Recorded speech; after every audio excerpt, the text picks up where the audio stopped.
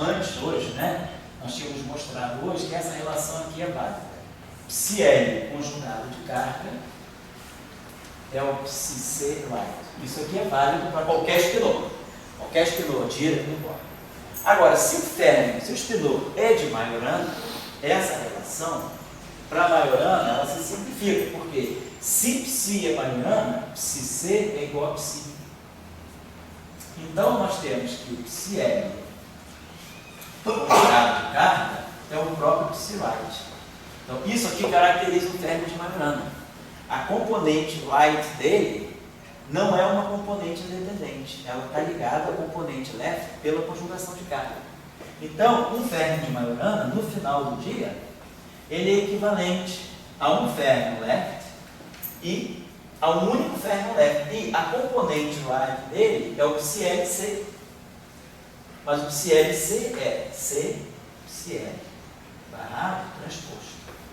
Então, um fermo de Majorana, ele tem componente left e right.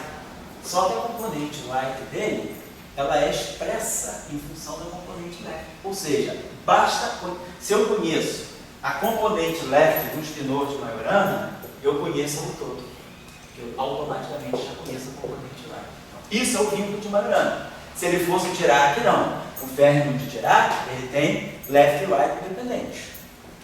Mas o fermo de Majorana, a relação de Majorana combinada com essa relação de quiralidades determina que a componente left, ou obviamente, equivalentemente, a componente right do fermo de Majorana o identifica completamente. Claro que eu podia escrever essa relação também de outro modo. Posso escrever essa relação assim. Isso aqui é igual a psi right mais C right barrado. Eu estou dizendo que isso aqui é psi right mais psi left. Mas aí eu estou usando essa relação. Nesse caso eu estaria usando isso. Que o psi right conjugado de carga é o psi C left. Mas psi C é psi. Então eu estaria dizendo que o psi left de um fermo de Majorana é o conjugado de carga da sua componente right. Então é isso que eu estou dizendo. Então o espinô de Majorana, ele fica completamente determinado só pela sua componente de quiralidade left ou pela right. Alternativamente, tá? Eu escolho o que eu quiser. Então isso, de uma certa maneira, mostra, claro, né, que o fato do espinô de Majorana não ter carga elétrica o restringe, diminui o seu número de graus de liberdade. Ele não tem left e right, ele só tem modos left ou modos right. Então, o número de graus de liberdade dele é a metade dos fermos de Dirac. Quer dizer, no caso de um fermo de Dirac, como é o caso do elétron, os graus de liberdade do campo de Dirac são elétron, left, elétron, right. Positron, left, positron, right. Então eu tenho 4 graus de liberdade para o fermo de Dirac. O elétron nas duas componentes de quiralidade, e eu tenho o elétron nas duas componentes de quiralidade e o positron nas duas componentes de quiralidade. Se o fermo agora é Majorana, eu não tenho partícula antipartícula. É tudo uma coisa só. Então eu vou ter, se é uma partícula de Majorana, eu vou ter, sei lá, vou chamar esse fermo de F, ele só vai ter a componente left, mas a componente right dele é a função da componente right. Então ele só tem o setor left. Então o fermo de Majorana é bem mais restritivo do que o fermo de Dirac. Então são esses fatos aí que são importantes, que vão servir para nós quando a gente for falar de massa de neutrinos, né? Na física além do modelo padrão. Na teoria eletrofrágil, na teoria de Salam-Schweinberg, o neutrino não tem massa. A teoria, né, quando foi concebida e da maneira como ela está escrita, pegar teoria de Salam-Schweinberg, neutrino de massa nula. Ela faz tudo com neutrino de massa nula. Os quarks têm massa, claro, os quarks de diferentes sabores de quark têm massa, e os leptons carregados têm massa. Então, o elétron tem massa, o mu tem massa, o tau tem massa. Mas o neutrino do elétron, o neutrino do mu, o neutrino do tau, na teoria eletrofrágil de Salam-Schweinberg, os neutrinos são de massa nula. Então, a introdução de massa dos neutrinos, ela pede uma extensão do modelo padrão.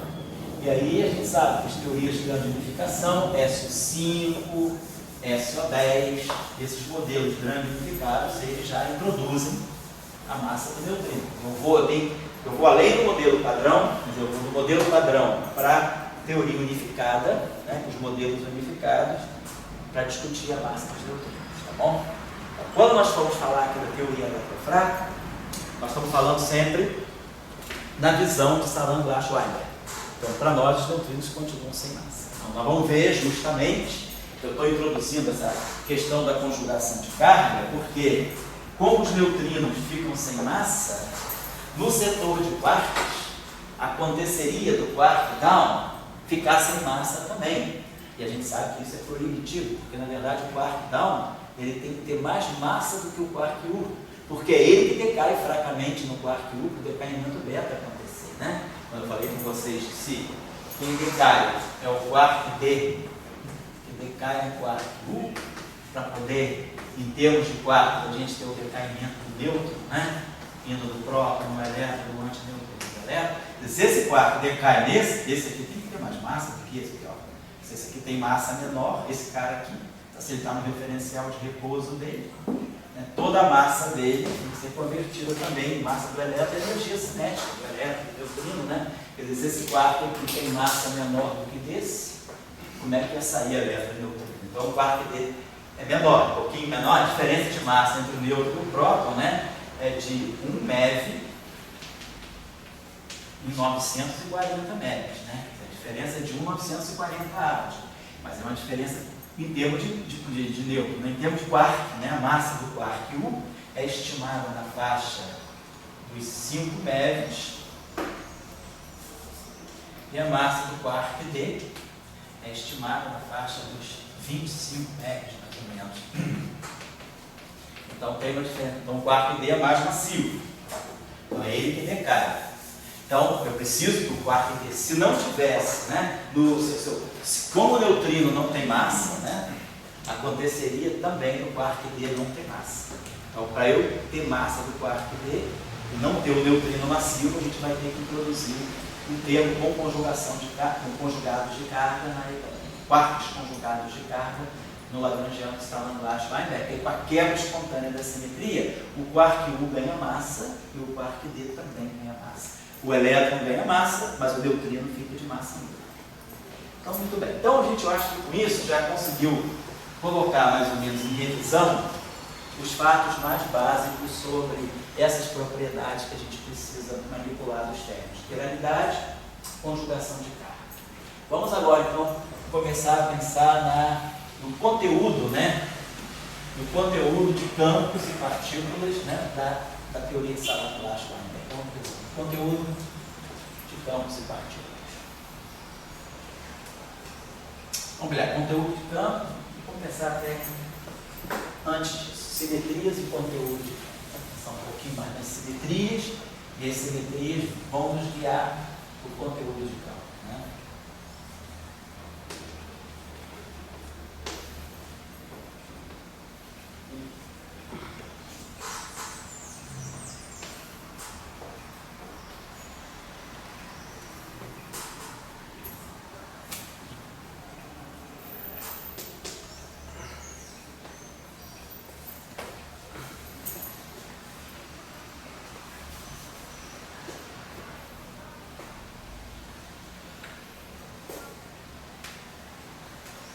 Certo?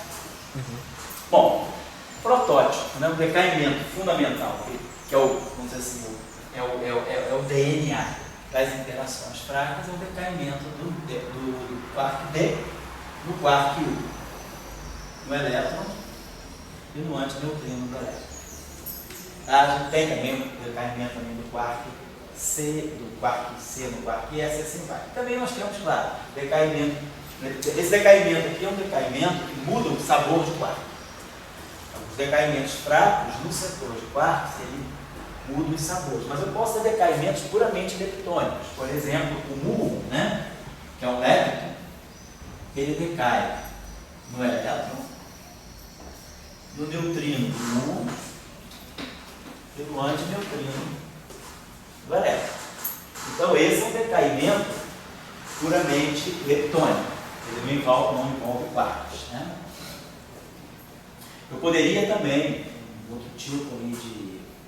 Posso também ter um outro tipo de processo fraco, por exemplo. Eu posso ter um elétron produzindo antineutrino no mumo e neutrino no elétron. Então eu teria processos desse tipo também. É um processo fraco, é um processo inelástico, né? Eu aniquilo o mais antimuons e elétrons produzindo só feixes de neutrinos. Então, são decaimentos. O que a gente observa na estrutura de eventos fracos, né? De interações fracas, sejam decaimentos, sejam reações fracas, é que nós temos sempre um setor de leptons e um setor de quarks. Então eu posso ter decaimento misto, eu posso ter um evento, vamos dizer, um evento, né? Um evento misto, né? Um caso em que eu envolva quarks elétrons, como é o caso do decaimento do D, ou eu poderia ter alguma coisa que seja só leptônica, como é o caso do lado direito. Eu tenho só leptons envolvidos, leptons carregados e correspondentes neutrinos, né? Do lado de lá, por exemplo, né? Eu poderia ter, por exemplo, o quark D, posso jogar positivo, por exemplo, aqui tem carga dos 2 terços, quark U, antineutrino do elétron. Então, eu poderia ter eventos desse tipo aqui também. Mas o que eu estou observando é que eu tenho sempre um par de quarks e um par de leptons carregados ou leptons de massa nula também. Nêutrons, como são os neutrinos. Então, basicamente, num evento fraco, num processo fraco, nós temos um setor de leptons e ou um setor de quarks. Vamos começar, então, a pensar primeiro no setor de leptons, que é mais controle, e depois a gente vai trazer o setor de quarks. Mas a gente observa sempre a presença de dubletes. O que é crucial aqui é que eu tenho os quarks, por exemplo, eu tenho o quark U em companhia do quark B, por exemplo, ou eu tenho o elétron em companhia do seu neutrino. Agora, claro, nos processos fracos, né? Olha, as interações fracas, os quarks têm massa. A gente já sabe no modelo de quarks que os quarks têm uma massa. Então nós temos quarks são objetos, são férmions de Dirac. Então eu tenho quark U left, quark U right, quark D left, quark D right. Elétron left, elétron right. Claro, não estou colocando aqui mais ou menos correspondentes antipartículas, anti-U, anti-D, antielétron, que é o pósito, e nós temos o neutrino. O neutrino do elétron, ele é puramente leve. E o antineutrino do elétron é puramente leve. Então, os neutrinos, eles têm uma finalidade dentro, nós vamos manter essa visão de que os neutrinos são objetos virais. Os neutrinos não têm massa. Nós vamos fazer a construção da teoria de Salandra-Schleiber partindo do fato de que os leptons carregados têm massa, mas os neutrinos não têm massa. Para o neutrino, pois não? Desculpa te interromper. Para o neutrino, a simetria de Majorana e a quiralidade estão meio que fechados, né? Você... Tá. Então, o neutrino, ele não pode ser uma partícula. No modelo de Salandra-Schleiber, ele não pode ser Majorana, porque ele já é uma partícula quiral, já é um objeto quiral, como nós mostramos no início da aula agora, né, no segundo tempo. Se ele tem quiralidade definida, ele não pode ser Majorana, senão ele seria trivial. Então, essa vai ser o que nós vamos manter. Claro que hoje nós sabemos, né, nos experimentos de supercaminho orgânico, nós sabemos que os neutrinos têm massa. Já existe uma massa para o neutrino. Mas a teoria de Salandra-Schleiber, ela dá uma boa aproximação para os eventos fracos do neutrino de massa nula. Nós sabemos, por exemplo, que os testes de precisão da teoria eletrofrágil, né, que foram o objeto de estudo do Lepp, né, quer dizer, antes, né, quando no período do acelerador próton-antipróton em Genebra, né, quando foram descobertos os Ws e os E's, 82, 83, nós tínhamos uma máquina de prótons e antiprótons. Então foram descobertos os E's, os dados, os E e os dados. O acelerador, então, evoluiu, progrediu para o LEP, que o LEP é o túnel onde se fez agora o LHC. O LEP operou de 87 até 2001, praticamente foram 14, 15 anos de operação do LEP. O que o LEP fez? Testes de precisão da teoria eletrofrágil. Então, os testes de precisão da teoria eletrofrágil dão precisões de uma parte 1000, né? Já é uma precisão razoável. E aí, nesses testes de precisão, eles funcionam bem com neutrinos considerados de massa nula. Se nós agora introduzirmos massa para o neutrino, a gente tem correções, né, que também vão afetar os testes na teoria eletrofrágil. O neutrino massivo é uma coisa importante, mas na teoria de Salant-Glashweinberg a gente já tem uma boa aproximação mesmo dos neutrinos de massa nula. Então, essa, vamos dizer assim, mais ou menos é a distribuição daquilo que vamos chamar de partículas, né, na teoria de Salant-Glashweinberg. Então, vamos começar com um dublete de quarks. São o quark U e o D.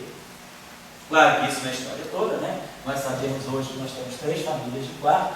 Então nós temos o quark U com o quark D, o quark C com o quark S e o quark T com o quark D. Como eu falei na aula passada, né? Esses 3 quarks aqui já foram previstos pelo modelo de Gell-Mann-Weinfold-Lane.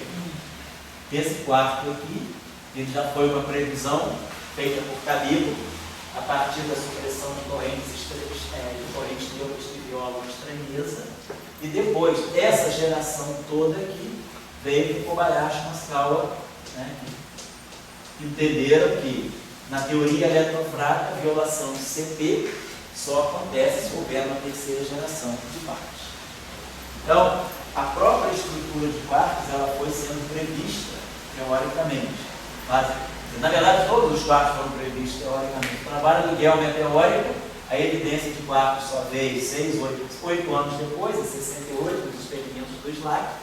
O quark C, que apareceu em 74, ele foi previsto em 64 por Cabibbo, e os quarks aqui que foram previstos em 72 por Kobayashi e Maskawa, o B apareceu em 78 e o T apareceu em 95.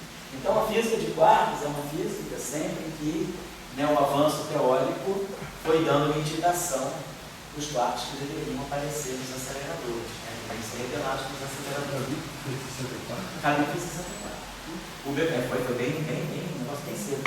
Depois veio o mecanismo de Glashweinberg de Miami, que era 68, 70. Mas Cabibbo foi uma previsão, por isso que ninguém se conforma dele não ter ganhado o prêmio Nobel de Kobayashi nessa hora, porque a previsão dele foi fundamental. Ele que anteviu a matriz de Kobayashi e Maskawa, hoje tem a matriz de Cabibbo e Kobayashi e Maskawa, mas antes era a matriz de Cabibbo, era o ângulo de Cabibbo. Morreu. Ele morreu no ano que saiu o prêmio Nobel.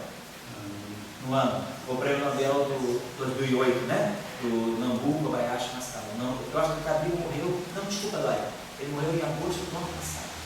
Morreu em agosto de 2004. Eu tive um filho, tá? Sei. E daí eu veio levantar na cara dele, e daí eu fui no convidado, né? Sei. E daí ele estava comando, né? Assim, bem orgulhoso daquilo que ele é, né? O cara fez a teoria dele é muito interessante. Assim. É um belo trabalho de seguir, né? A coisa, a ideia, né? A concepção dele de prever a existência de 4 É 64? Não sabia que era 64. Foi tão cedo, cara. É muito cedo, né? Muito cedo. Essas coisas de quark estourou depois dos anos 70. O modelo de quarks mesmo, de Gell foi 60 e pouco, mas assim, a concepção de quark mesmo, né, depois dos Partons, né, foi 69, 70. 70 veio o mecanismo de Heliópolis, de Glashweinberg Miami, mas Cabibbo já tinha previsto depois. O trabalho de Cabibbo é bem impressionante.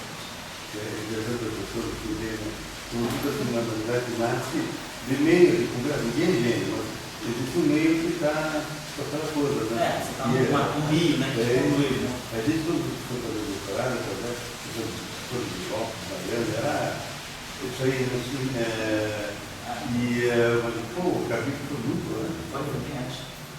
Então, vamos pensar o seguinte, nós estamos entendendo que nós temos um setor, a gente vai fazer sempre uma coisa simples, depois a gente generaliza. Então vamos pensar o seguinte, nós primeiro vamos trabalhar com essa família de quarks e com essa família de elétrons. O elétron com seu neutrino e, claro, o elétron dos dois estados de interalidade e o seu neutrino. Claro, as antipartículas correspondentes. Então não precisa nem colocar o antineutrino, porque colocando o neutrino, e aí a gente sabe, o teorema do CTT nos diz, se eu fizer uma teoria de campos, né, colocando as partículas com simetria de Lorentz e respeitando a simetria do CTT, quer dizer, automaticamente as antipartículas estão incluídas. Não preciso colocar campos explícitos para as antipartículas. As antipartículas já estão embutidas. Os campos, né, que eu estou colocando desde que o meu lagrangiano ele seja local, satisfaça a conexão entre espia e estatística, campos bosônicos com relações de comutação, campos fermiônicos com relação de anticomutação, automaticamente eu tenho invariância CTT. Se eu tenho invariância CTT, eu tenho simetria de partícula de partícula. Então, tem que me preocupar com isso. Então, as antipartículas elas vão no default. A gente tem que colocar as partículas, são as partículas certas. Você lembra, o caminho foi em 64, né? Você lembra, acho que em 76, na PUC, o Erasmo deu um seminário, ele já voltando de estampa sobre o charme. Evidência do quarto. Ah, sobre o charme. O charme foi de 74. E eu acho que o Erasmo deu em 76. Uma coisa assim. Não, peraí, eu vou te dizer. Não, foi em 75. Porque o Erasmo ficou fora, o professor Erasmo ficou fora em 74. Foi no ano que descobriram o charme lá nos lados. E deu eu lembro que professor popular, né? E depois teve uma suspeita também em 77 de quartos medidos em estado livre, né? Teve um zoom, de que tinha detectado quartos em estado livre, que não se confirmou, e depois monopolos magnéticos também. Naqueles anos ali teve umas. Assim, tem pouco, né? Monopólio? Cabreira, né? Não, monopólio, Cabreira foi 81, mas antes do Cabreira. Em 75 teve uma notícia de que já haviam medido monopólio magnético. 75. Mas aí os experimentos do Cabreira, que abriram de novo a discussão de teoria de campo monopólio magnético, foi em 78, 79, por aí. 78, 79. Lembra que o Salam fez um workshop em dezembro de 81. Dezembro de 81, lá em Trieste, isso. Foi o workshop de. Isso foram 50 anos de monopólio magnético. 50 anos, 31, Pedro de Dirac, 81, dezembro de 81. Teve esse workshop, foi 50 anos de física de monopólios. Foi porque o experimento do Cabreira, 80, 81, houve um revival muito grande da teoria de monopólios magnéticos, teoria de campo para monopólio magnético. Eu lembro, estou lembrado agora, o que eu estou lembrando? O evento histórico conectado foi o verão polonês. A Primavera de Praga. Não, foi o Leste Wałęsa. 81. Tinha um monte de polonês nessa conferência, ninguém pôde voltar para casa, foi todo mundo caçado, tinha um problema político, Jaruzelski fez a revolução. Os milicos tomaram o poder na Polônia por causa das revoluções dos operários, do Leste Wałęsa, né? Que foi desde 80, né? E aí o que eu lembrado dessa conferência foi que teve um bando de polonês que foi. Você deve conhecer alguns quando você foi a Trieste, estava lá o Srelinski, aquela turma toda, ficou do lado de fora da Polônia uns bons anos, né? E foi nesse período, foi 81, quando houve essa conferência de 50 anos de monopólio. Foi a época de Cabreira. Cabreira foi 78, 79, por aí. Aí o boom de monopólios magnéticos foi 79 até 82. Teve uma intensidade bastante forte de monopólio magnético. E aquele experimento que foi pegando um pouco, que o negócio da relatividade. Isso aí eu não sei. Isso aí eu lembro. Foi aquilo. Isso aí foi, acho que foi o César Lattes. Mas Mas isso aí foi 80, foi. Professor Jerônimo, na PUC. Teve um experimento lá, não é uma coisa que tentava desdizer a relatividade especial. Tem um zoom aí, mas a gente estava fora, eu não lembro. Mas no jornal saiu. Recebeu, né? Aquele, a melhor maneira que eu vi aquele programa lá foi o Oliveira, né? O Oliveira da atividade lá do. Parece que pararam de Chicago.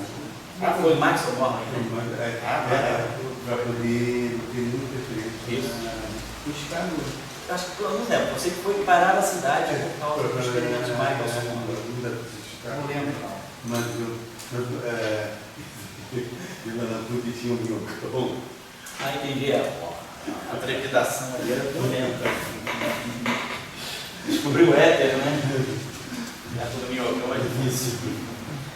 Vamos lá, então a gente, na experiência aí na discussão aí do setor eletrofrágil, então isso já está indicando para a gente a presença de dublês, 2 quartos, 2 elétrons.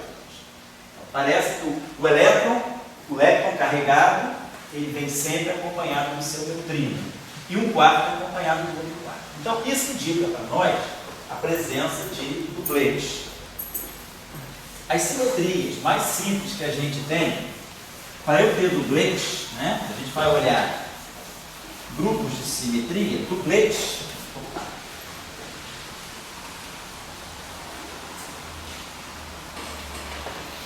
Dublês podem estar associados a que tipo de simetrias, né? Bom, a primeira coisa que um dublete pode ter é uma simetria SO2.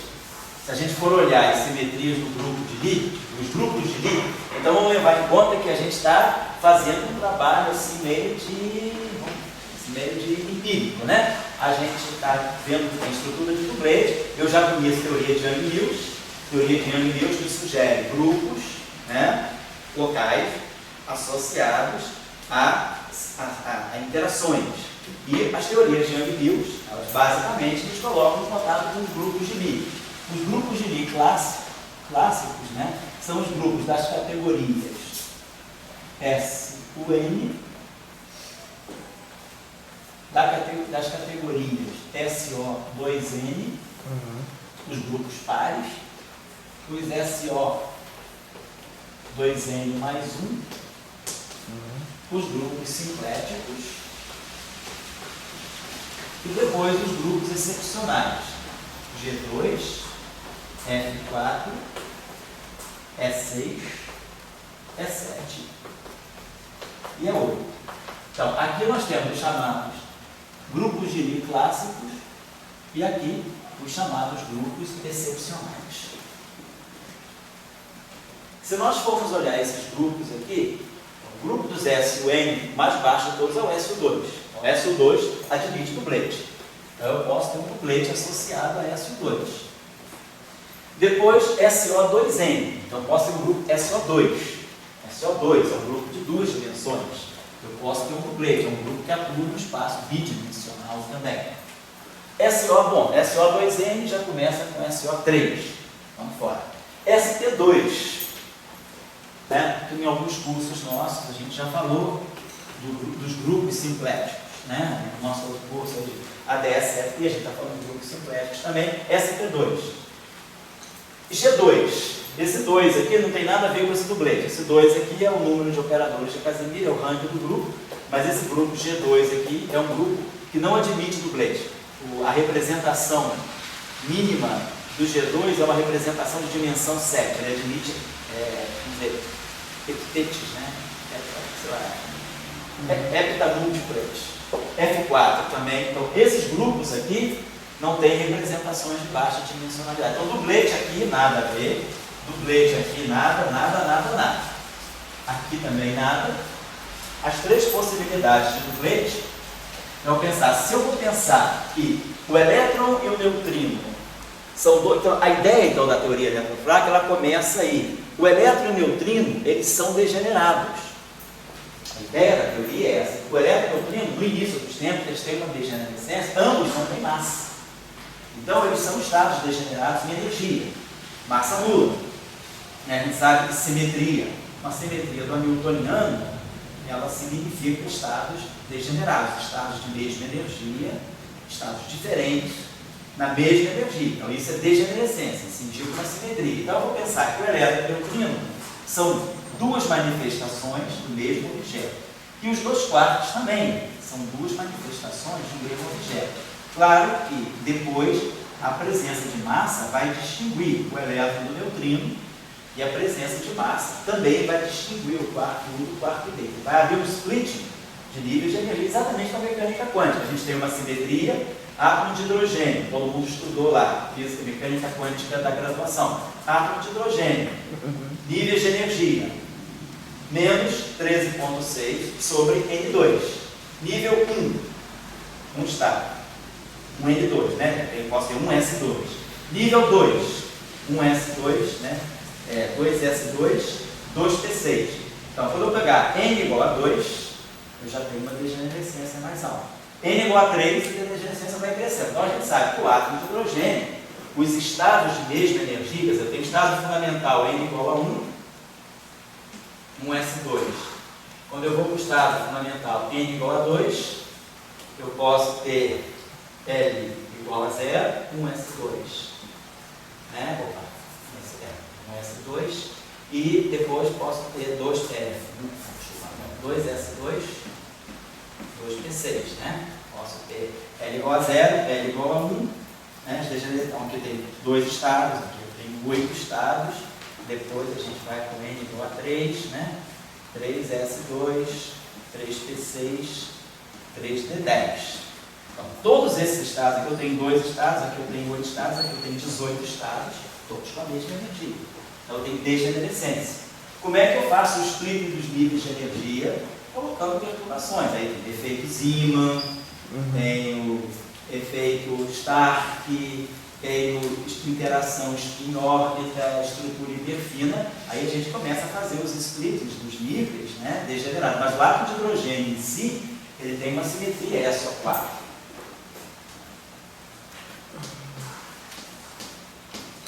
Essa é a simetria dinâmica, não a simetria geométrica. Claro, se olhar o hamiltoniano do átomo de hidrogênio, hamiltoniano P2 sobre 2M mais E2 sobre 4πε0R2, né? Menos E2 sobre 4πε0R2. Então, a simetria é SO3. O hamiltoniano do átomo de hidrogênio, ele é invariante sobre simetria SO3, invariância rotacional. Mas essa simetria não é toda. Na verdade, ele tem uma simetria dinâmica muito mais ampla que a simetria SO4.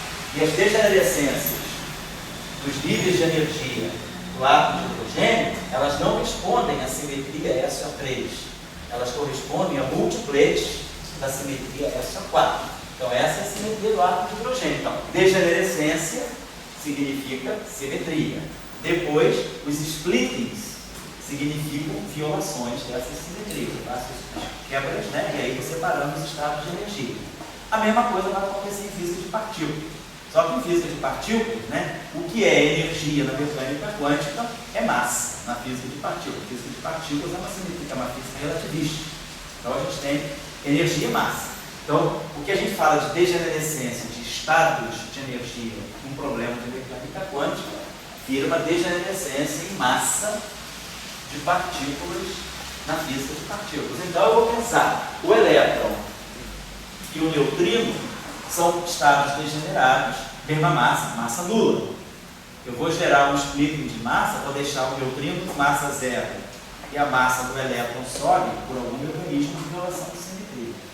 Quark U e quark D, degenerados. Depois, há uma violação de simetria, a massa do quark D sobe um pouquinho. E aí ele consegue decair no quark U. Então a gente vai partir dessa ideia, degenerescência e simetria. Quebra da degenerescência, quebra da simetria, e a quebra da degenerescência é o aparecimento da massa. Agora, a questão toda está aí. Como é que essa massa vai aparecer? Por decreto, por meu dedo, ou por um campo, por uma física mais fundamental, por um mecanismo dinâmico? Essa que é a questão. Aí que vai entrar depois o campo de Higgs, a partir de Higgs.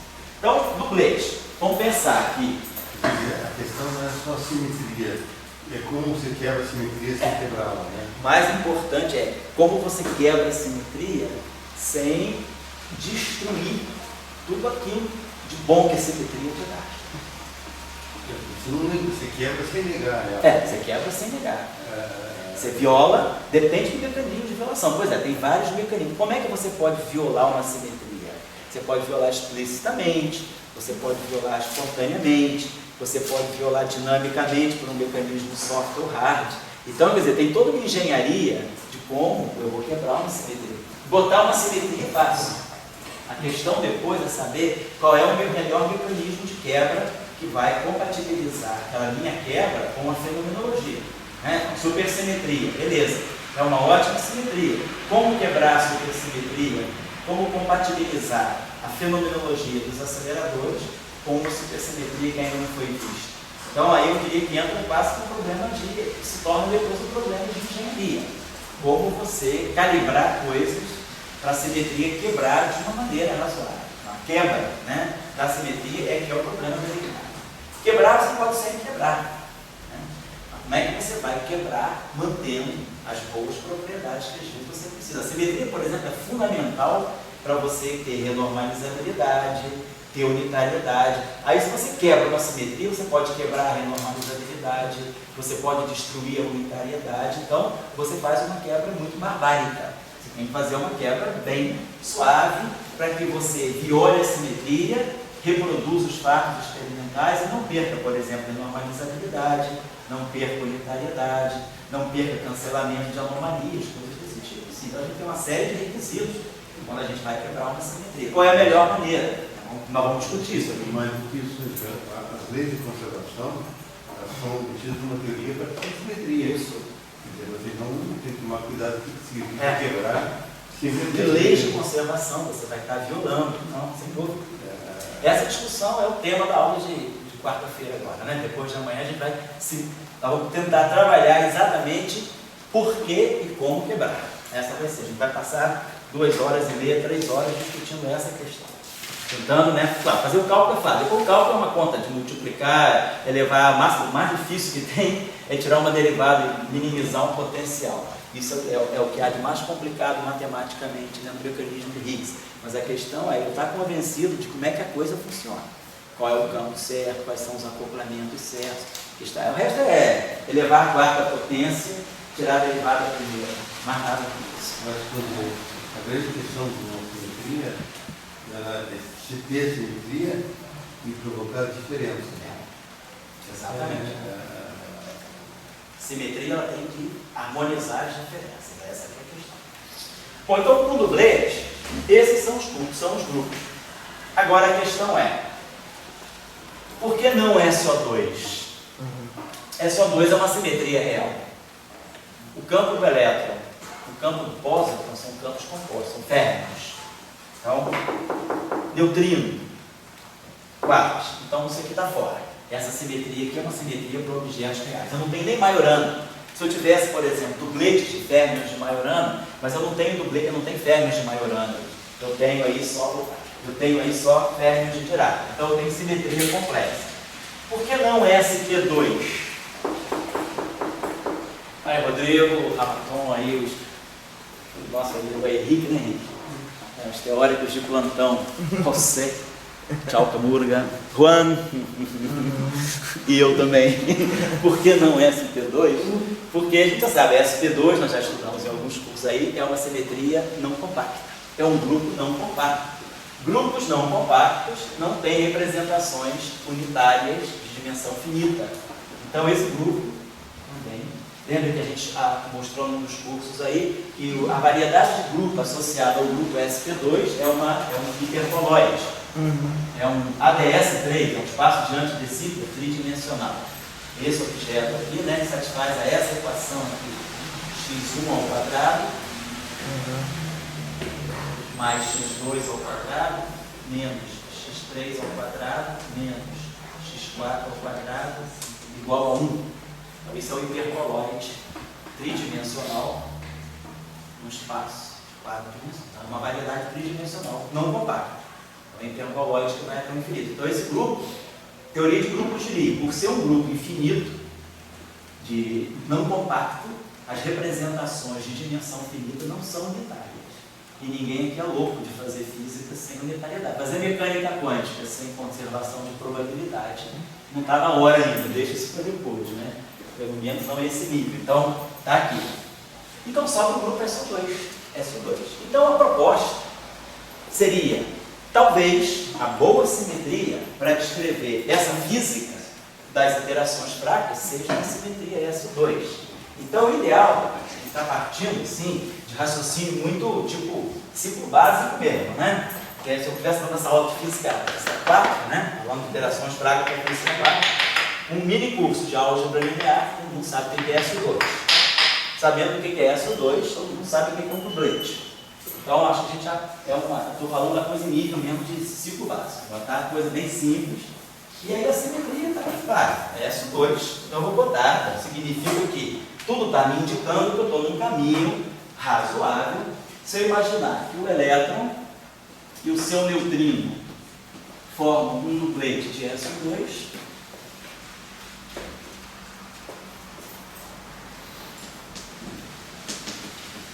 e o quark U e o quark D também formam um duplete de SO2. Quem está me dando essa estrutura é a interação fraca. É a interação fraca que faz a mudança de flavor, não é a interação eletromagnética. Interação eletromagnética, nós já falamos no início lá das motivações de hoje. A interação eletromagnética, ela não troca nem o flavor, nem a quiralidade. Ela deixa o psi barrado e gama mi psi. Então, isso aí é o que dá nos dizendo a interação fraca. Isso aqui é um legado das interações fracas. E aonde é que entra a carga eletromagnética? O quark U é carregado, obviamente, o quark D é carregado, o elétron é carregado. Então, de qualquer maneira, eu tenho que buscar, e aí eu já sei que é D.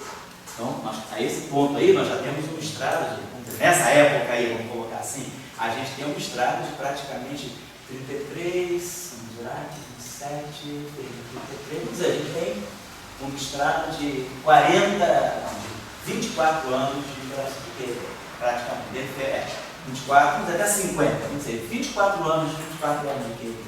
Então a gente já tem, sabendo, Dirac já tinha feito um trabalho muito interessante sobre a importância da simetria de gate em 52, então a gente está aqui dizendo, tem uma simetria 1 associada ao eletromagnetismo. Então viu que tem uma simetria 1 associada ao eletromagnetismo, e uma simetria SO2 associada a essa interação. Então, tudo indica que seria interessante, nós já entendemos qual é o conteúdo de partículas. No momento, né, de uma maneira simplória, nós vamos estar trabalhando com um duplete de quarks e com um duplete de elétrons. E eu vou simplificar mais ainda. Vamos fazer a construção só com um duplete de elétrons. Depois, a extensão para os quarks é bem rápida. Só com um detalhezinho, como eu falei com vocês, da conjugação de carga por causa da massa do quark D. Mas a gente pode já entender bem como o modelo funciona se eu pegar só o setor de elétrons. Então nós estamos entendendo que nós temos um duplete de elétrons e um duplete de quarks, e nós temos duas simetrias. Então, nós vamos começar com duas simetrias disjuntas, né? Disjunto em matemática significa produto cartesiano. Então, é esse produto cartesiano aqui. Nada indica, então aqui, será que aqui já é a simetria eletromagnética? Ou será que isso é um passo, né? Eu estou negando a origem da interação eletromagnética. Teria que pensar o seguinte, se eu quero construir um modelo, uma teoria, que dê conta daquilo que é interação eletromagnética, ou seja, a interação eletromagnética, ela tem uma origem comum com a interação fraca. Se eu colocasse aquilo no produto cartesiano, interação fraca, essa simetria vem da interação fraca, e essa simetria vem do eletromagnetismo, eu estaria negando a unificação. Isso não é unificação. Isso significa colocar dois objetos ortogonais juntos. Não tem nada a ver. Para uma simetria ficar com a outra, elas têm que interagir. Né, Antônio? Que adianta botar uma mulher bonita do teu lado se ela não fala contigo, né? Isso é produto cartesiano, né? Tem que botar uma mulher que interaja contigo, né? Aí tem que... Então, não vai poder ser Antônio e Débora Seco, por exemplo. Tá? Vai ter que ser algo mais, que no final misture Antônio com Débora Seco, né? Tá filmado aí, depois vou ter que pagar danos morais aí, né? Nem processa não, nem deixa ela de processar, tá? Então suponhamos aqui uma bela atriz, eu não sei quem é, e Antônio aí. Então, se eu colocar Wick, quem? Cleópatra, essa eu acho que não dá para ver, né? Cleópatra e Júlio César e Marco Antônio, né? Então tá lá. Wick eletromagnético. Isso não está legal. Por quê? Porque eu estou dizendo que a interação eletromagnética ela está cartesiana, está disjunta da interação fraca. Eu tenho que colocar aqui uma simetria que esteja ligada a algum número quântico, eu vou chamar, sei lá, número quântico Q pequeno, e aqui uma simetria ligada ao número quântico Q grande, mas aqui dentro